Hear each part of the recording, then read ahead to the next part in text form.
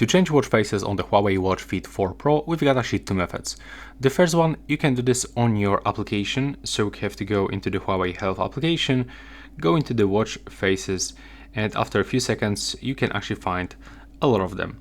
So let's say that I want to change for completely free watch faces. I don't want to pay for them, so I'm gonna input free phrase on the search bar. And now as you can see, let's say that I would like to get, for example, this one, so tap on it and click install.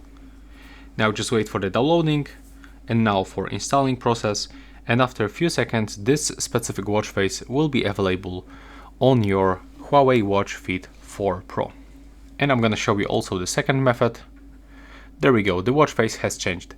If you want to do this on your watch, you will have to click and hold on the watch face, and as you can see right now you can find different watch faces, so you can pick this one that fits your preferences the most.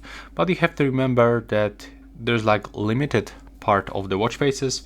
If you want to get additional one, then you will have to go here in this application.